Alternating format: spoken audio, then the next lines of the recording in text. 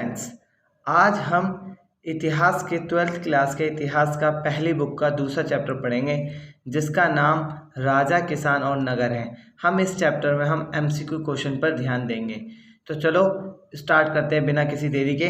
पहला, हर्ष चरित्र संस्कृत में लिखी गई कन्नौज के शासक हर्षवर्धन की जीवनी है। ऐसा पूछा जाता है कि हर्ष चरित्र कौन सी भाषा में लिखी गई थी, तो संस्कृत भाषा में लिखी गई थी। और किसके ऊपर लिखी गई थी, तो कन्नौज के शासक हर्षवर्धन की जीवनी है, हर्षवर्धन के ऊपर लिखी गई थी। और किसने लिखा था इसको, बाणभट्ट ने, जो कि हर्षवर्धन का राजकवि भी था। ठीक है, सेकंड क्वेश्चन को देखते हैं। प्रभावती गुप्त भारत के शासक चंद्रगुप्त द्वितीय की पुत्री थी, यानी कि उस समय का जो भारत के जो शासक थे, गुप्त वंश के शासक चंद्रगुप्त द्वितीय, उसकी पुत्री का नाम प्रभावती गुप्त था। इन्होंने ही सर्वप्रथम, ये पहली महिला थी जिन्होंने भूमि को दान में दिया था। कई बार पेपर में पूछा जाता है, तो आप ध्यान रखिएगा। नेक्स्ट क्वेश्चन, अगर हर भूमि के उस भाग को कहते थे, उस भूमि को कहते थे जो ब्राह्मणों को दान में दिया जाता था, यानी कि अमीर लोगों द्वारा जो भूमि को ब्राह्मणों को जो दान में दिया जाता था, जो भूमि, उसे हम अग्रहार भूमि कहते थे। ठीक है, नेक्स्ट क्वेश्चन देखते हैं। भूतल मार्गों के किनारे बसा हुआ था। तो इस चैप्टर में सबसे महत्वपूर्ण और सबसे अंदर छुपा हुआ क्वेश्चन है कि ऐसा कौन सा मार्ग है जो भूतल के किनारे पर बसा हुआ था। तो उज्जैन जो था, ये भूतल के किनारे पर बसा हुआ एकमात्र उस समय का शहर था। नेक्स्ट, समुद्र तल के किनारे बसा हुआ नगर, तो पोहार उस समय समुद्र के किनारे बसा हुआ शहर था। ये कई बार इतिहास के नक्शे में भी इसका नाम आ जाता है, तो आप इसका ध्यान रखिएगा। नेक्स्ट क्वेश्चन, नदी मार्गों के किनारे बसा नगर, तो एकमात्र पाटलिपुत्र जो गंगा नदी के किनारे बसा हुआ था। 7वीं सदी में आया चीनी यात्री जिसका नाम स्वान सांग था। ठीक है, ध्यान रखिएगा आप। व्यापारियों के समूह को, प्राचीन काल में व्यापारियों के समूह को किस नाम से जाना जाता था, तो श्रेणी नाम से जाना जाता था। यानी कि प्राचीन काल में जो व्यापारियों के समूह थे उनको हम श्रेणी कहते थे। पेपर में आता है, तो आप ध्यान रखिएगा। नेक्स्ट क्वेश्चन, आमोर सफल व्यापारियों को कहते थे। सफल व्यापारियों को प्राचीन काल में किस नाम से जाना जाता था, तो आमोर नाम से जाना जाता था, जिन्हें सेठी भी बोलते थे। इन आमोर सफल व्यापारियों को प्राचीन काल में सेठी नाम से जाना जाता था, और आज भी बड़े बड़े व्यापारियों को हम सेठी बोलते हैं। नेक्स्ट, तमिल भाषा में इन बड़े व्यापारियों को मत्स्युबान बोला जाता था। क्या बोला जाता, मत्स्युबान। और प्रकृति भाषा में इन्हें सत्यवाह बोला जाता था। क्या बोला जाता था, सत्यवाह। नेक्स्ट क्वेश्चन, पैरोपल्स यूनानी भाषा का एक शब्द है। जो ये पैरोपल्स है, ये यूनानी भाषा का एक शब्द है जिसका अर्थ समुद्री यात्री होता है। जिसका अर्थ समुद्री यात्री होता है, यानी कि जो प्राचीन काल में जितने भी समुद्री यात्री थे उनको हम पैरोपल्स बोलते हैं। ठीक है, यूनानी भाषा में। नेक्स्ट, एथीरियन यूनानी भाषा में लाल सागर को कहा गया है। कई बार चैप्टर में आता है कि एथीरियन किस शब्द के लिए किसके लिए एथीरियन शब्द का उपयोग किया गया है, तो लाल सागर के लिए किया गया। किसके लिए, लाल सागर के लिए। नेक्स्ट क्वेश्चन, सोने के सिक्के सबसे पहले भारत में पहली शताब्दी ईसा पूर्व में किसने ढलवाए, तो कुषाणों ने ढलवाए। ठीक है। नेक्स्ट, मुद्रा शास्त्र किसको कहा जाता है, तो जो मुद्रा शास्त्र है इसमें हम सिक्कों का अध्ययन करते हैं। ठीक है। नेक्स्ट क्वेश्चन, जेम्स प्रिंसेप ने अशोककालीन ब्राह्मी लिपि का सन 1838 ई में अर्थ निकाला था। जो ये जेम्स प्रिंसेप था, ये जेम्स प्रिंसेप ने अशोककालीन ब्राह्मी लिपियों को 1837 ईस्वी में इसका अर्थ निकाला था। ये जो जेम्स प्रिंसेप था, ये ब्रिटिश इंडिया का अधिकारी था। इसने ही सर्वप्रथम जो अशोक की जो अभिलेख थे, अशोक द्वारा जो लिखवाए गए अभिलेख थे, उसकी लिपि जो थी ब्राह्मी लिपि थी। कौन सी लिपि थी, ब्राह्मी लिपि में उन्होंने अभिलेख को लिखवाया था। 2 लिपि थी वैसे, ब्राह्मी लिपि और खरोष्टी लिपि। कौन सी, खरोष्टी लिपि। तो इन दोनों लिपि का सर्वप्रथम जो अर्थ जो निकाला था वो जेम्स प्रिंसेप ने 1837 में निकाला था। नेक्स्ट, अभिलेखों की क्या क्या सीमाएं होती हैं। कई बार मोस्ट इंपोर्टेंट है, पेपर में पूछा ही जाता है, पूछा कि अभिलेखों की कौन कौन सी सीमाएं हैं।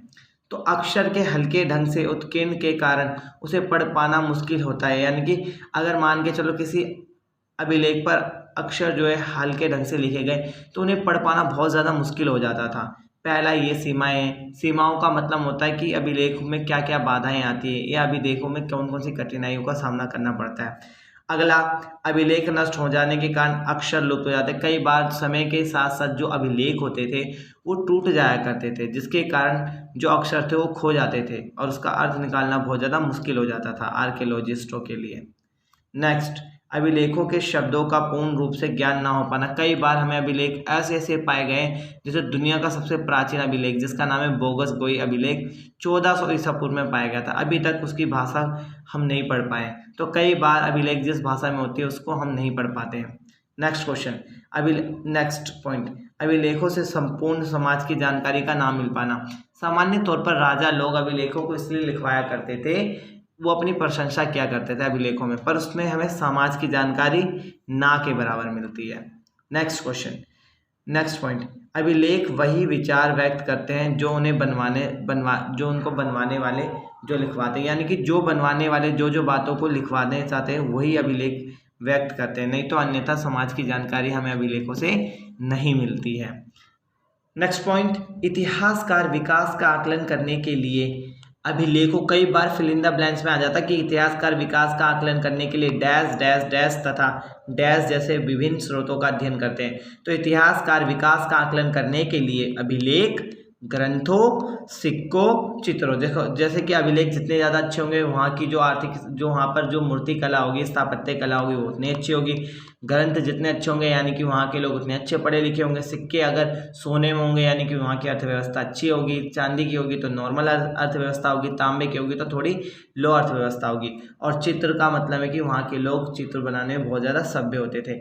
यानी कि इतिहास का विकास का आकलन इन चीज़ों से करते थे।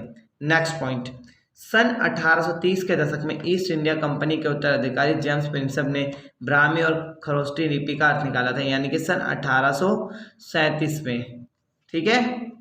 नेक्स्ट पॉइंट, मनोहर मुखकृति वाले राजा, जो मनोहर मुखकृति वाले राजा का जो नाम है वो अशोक है। अशोक ने खुद को मनोहर मुखकृति मतलब कि देवताओं के मुख के समान, मनोहर का मतलब होता है मन को छू जाने वाला मुख, देवताओं के मुख के समान खुद का मुख बताया था अशोक ने, जो बौद्ध ग्रंथों में जिसकी जानकारी हमें मिलती है। और बौद्ध ग्रंथों के अनुसार अशोक को सबसे प्रसिद्ध राजा बताया गया है।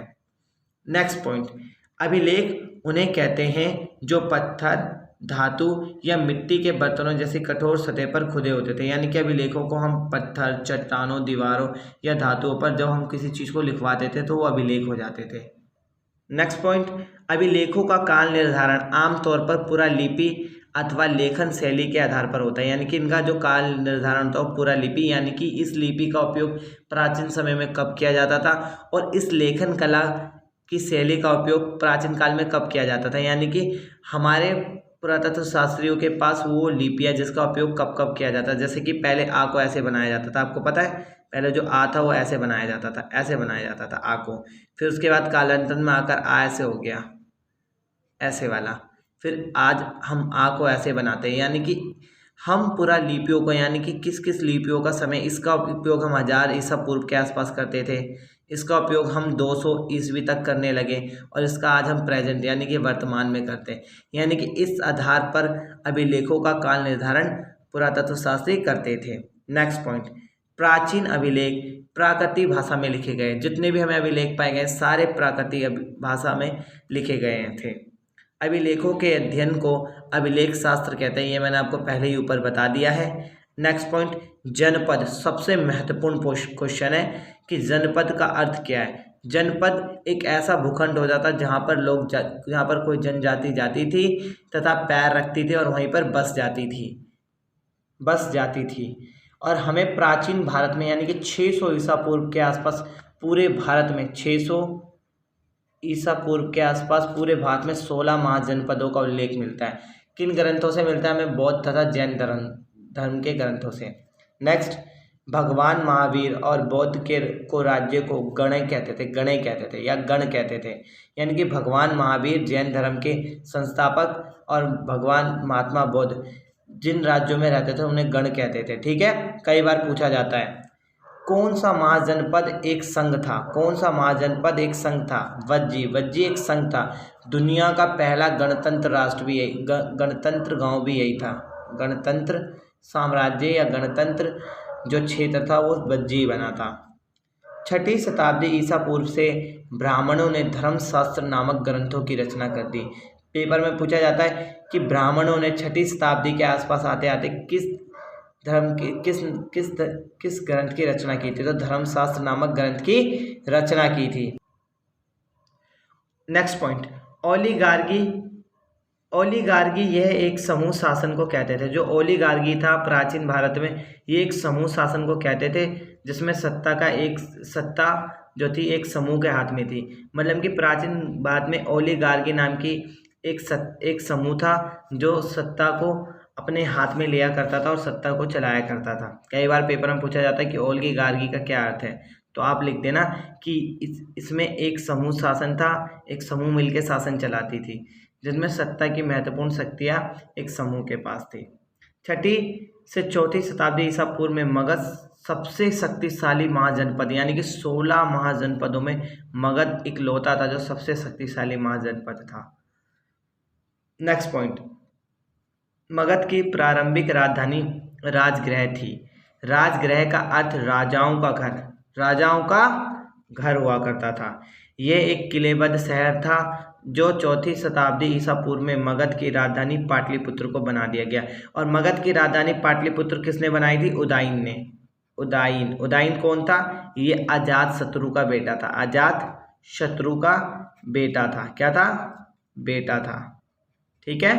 नेक्स्ट, पश्चिमोत्तर यानी कि पश्चिमी भाग में पाए जाने वाले अभिलेख अरामाइक यूनानी भाषा के मिलते हैं। अशोक के कई अभिलेख जो है अभी भी अरामाइक भाषा और यूनानी भाषा में हमें मिलते हैं।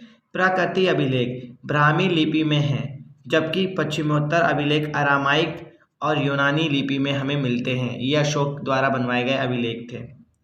मगध के साथ साथ मौर्य साम्राज्य का विकास हुआ।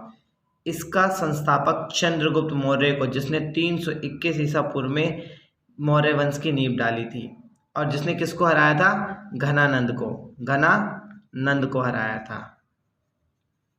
नेक्स्ट, चंद्रगुप्त के दरबार में यूनानी राजदूत मेगास्थनीज ये सेल्यूकस निकेटर का राजदूत था, जो कि चंद्रगुप्त मौर्य के दरबार में आया था राजदूत बनकर। इसे मेगास्थनीज ने ही भारत की सबसे प्रसिद्ध पुस्तक, उस समय के इतिहास को जानने का सबसे बड़ा स्रोत, द इंडिका लिखी थी, जिसमें हमें मौर्य वंश के सबसे ज़्यादा जानकारी मिलती है।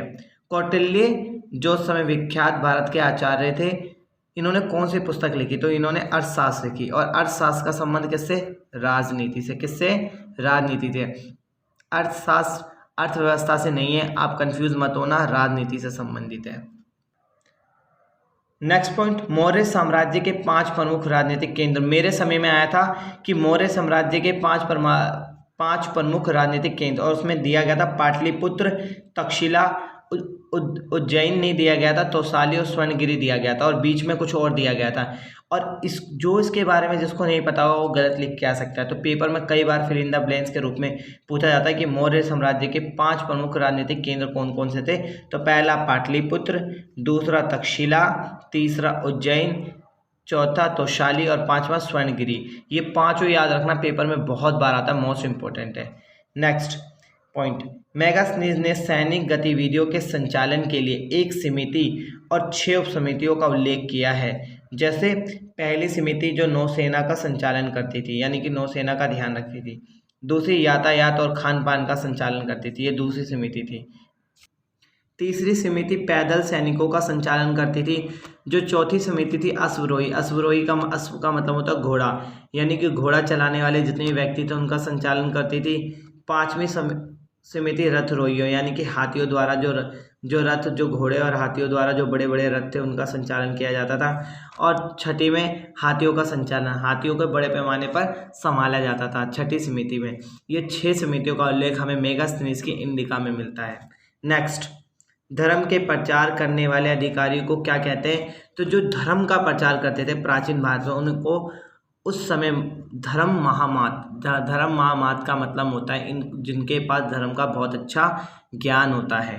नेक्स्ट पॉइंट, प्राचीन तमिल ग्रंथ का नाम क्या था? प्राचीन तमिल ग्रंथ संगम ग्रंथ कहलाता है। तमिल महाकाव्य को किस नाम से जाना जाता है? शिल्पादिकारम के नाम से तमिल महाकाव्य को जाना जाता है।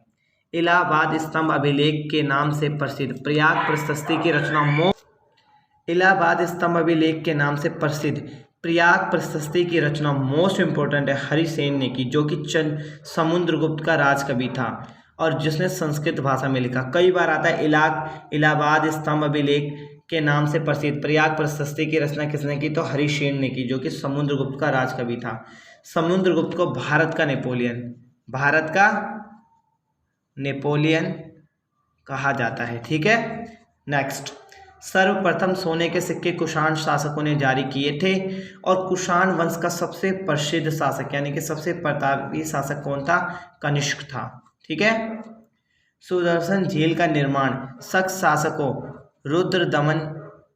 रुद्रदमन की उपलब्धियों का उल्लेख करने के लिए बनाया गया था। ठीक है, सुदर्शन झील का निर्माण किसने किया, शक शासकों ने किया, जिसमें रुद्रदमन की उपलब्धियों का उल्लेख करने के लिए इसे बनाया गया था। पेपर में पूछा जाता है। नेक्स्ट पॉइंट, मनुस्मृति आरंभिक भारत का सबसे प्रसिद्ध विधि ग्रंथ है।